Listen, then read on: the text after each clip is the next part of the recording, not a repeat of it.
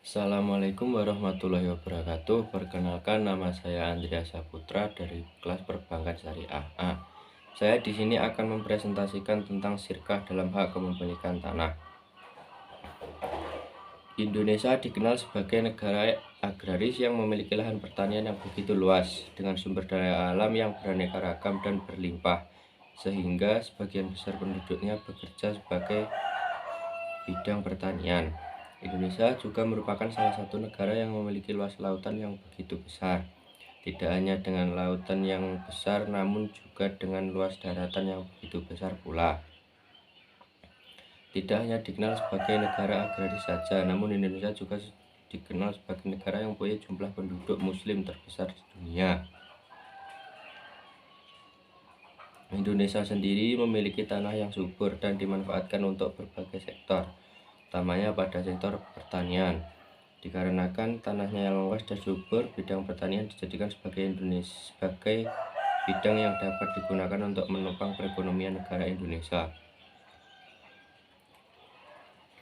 Terlepas dari permukaan yang begitu luas, Indonesia sendiri memiliki populasi penduduk yang tidak sedikit.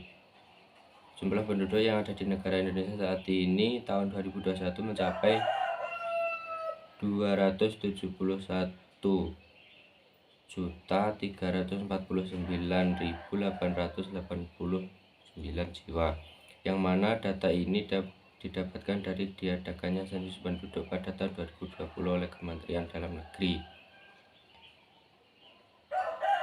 Dengan banyaknya penduduk yang ada dari macam-macam agama yang dipeluk serta masih banyak perbedaan lainnya, namun hal tersebut tidak membuat kita untuk saling menjauhi satu sama lain.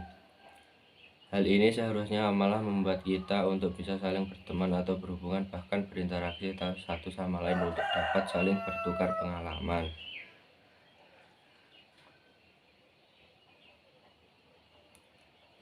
Di sini saya akan mulai menjelaskan tentang syirkah.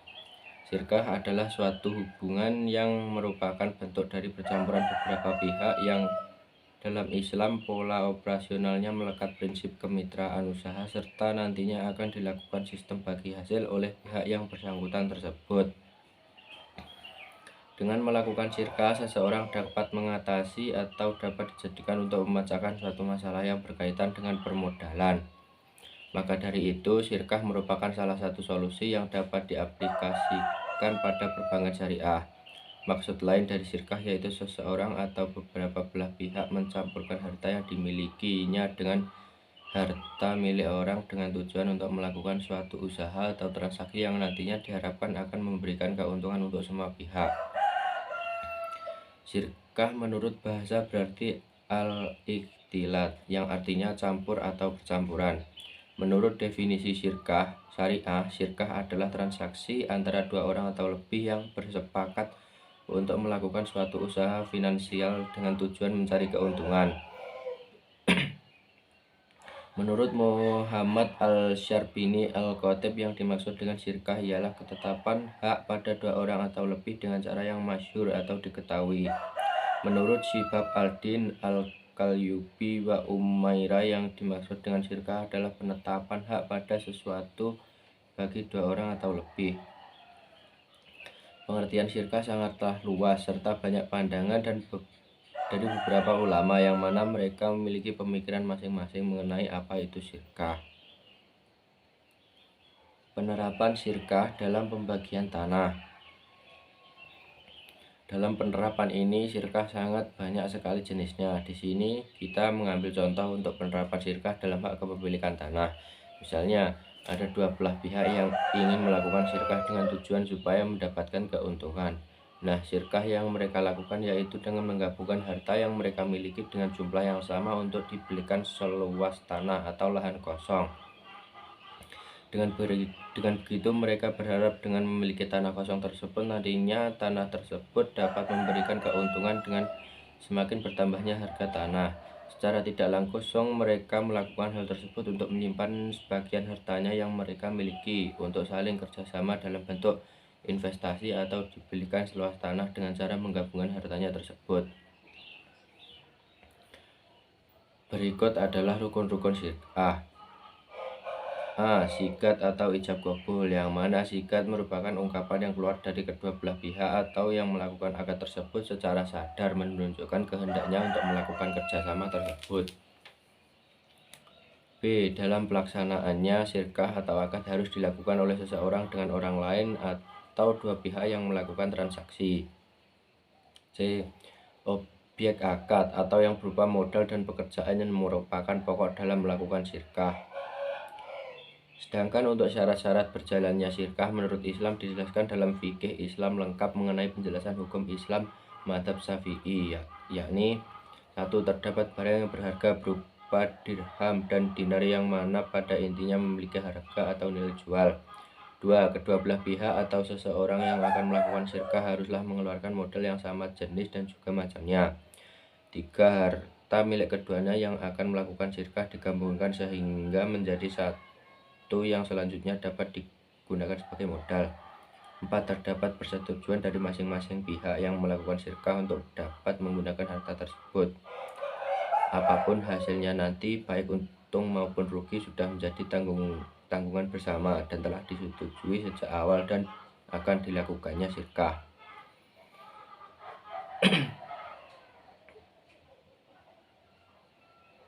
Hal ini telah ditulis pula dalam Kifayatul Akhyar mengenai syarat-syarat yang harus dipenuhi sebelum melakukan kegiatan atau usaha sirkah. Benda atau harta atau modal yang disirkahkan dinilai dengan uang. Modal yang diberikan itu semada dalam hal jenis dan macamnya. Modal tersebut digabungkan sehingga tidak dapat dipisahkan antara modal yang satu dengan yang lainnya. Satu sama lainnya membolehkan untuk membelanjakan harta tersebut.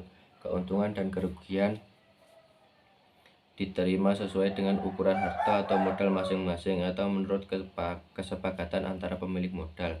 Namun, di samping terjadinya kesepakatan untuk menjalankan sirkah, terdapat beberapa hal yang dapat membatalkan atau membuat kegiatan sirkah berakhir, yaitu A. Salah satu pihak mengundurkan diri, karena pada dasarnya menurut ahli fikih sirkah itu boleh dibatalkan. B. Salah satu pihak yang bersangkutan meninggal dunia. C. Salah satu pihak mengalami gangguan kejiwaan. D. Salah satu pihak murtad atau keluar dari muslim.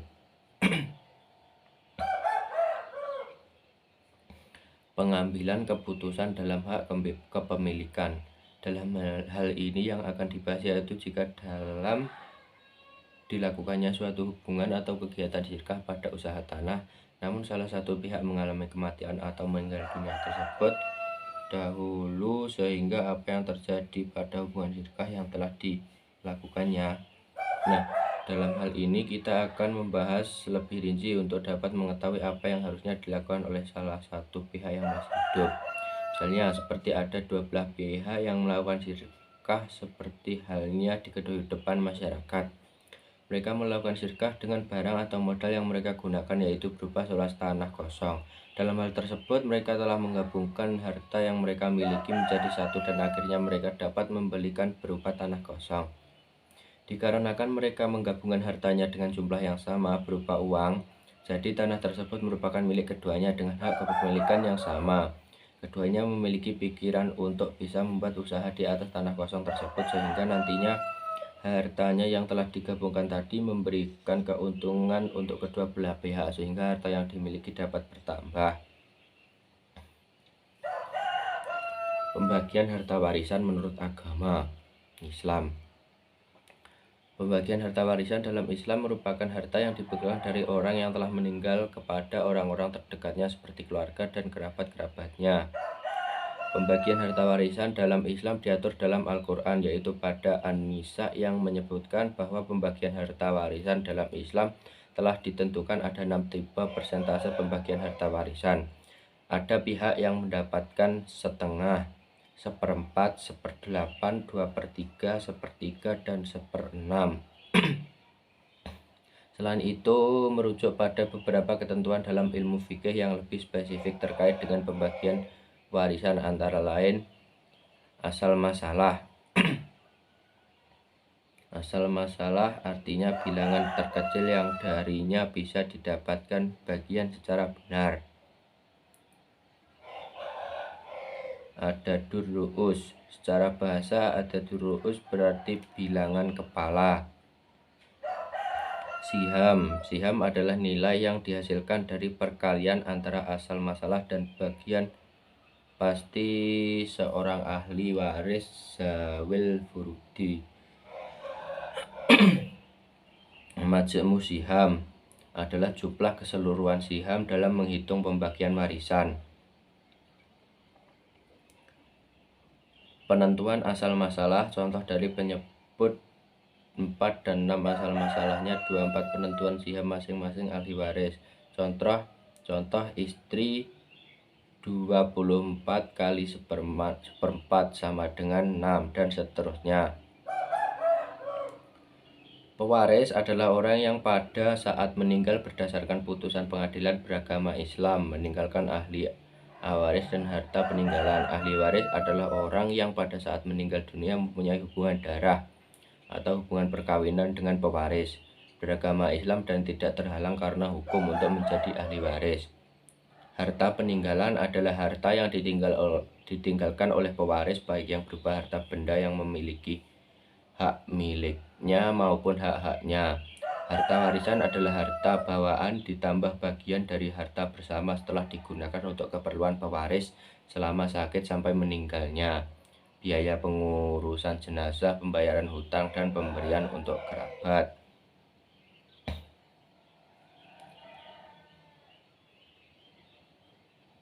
Para ahli waris baik secara bersama-sama atau perseorangan dapat mengajukan permintaan kepada ahli waris yang tidak menyetujui permintaan itu.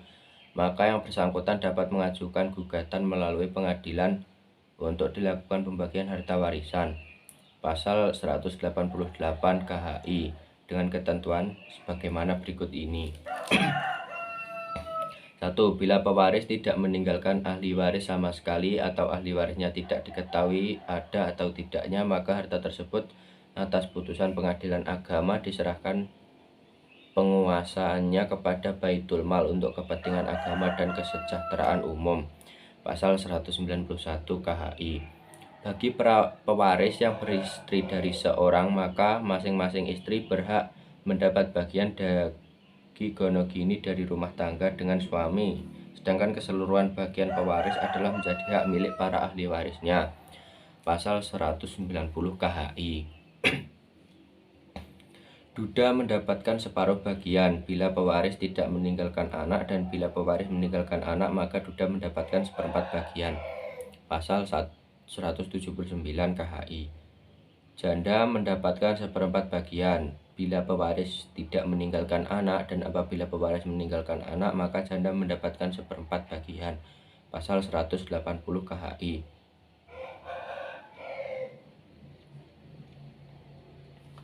Masalah waris-mewaris di kalangan umat Islam Indonesia secara jelas diatur dalam pasal 49 Undang-Undang Nomor 7 Tahun 1989, bahwa pengadilan agama berwenang memeriksa, memutuskan, dan menyelesaikan perkara kewarisan.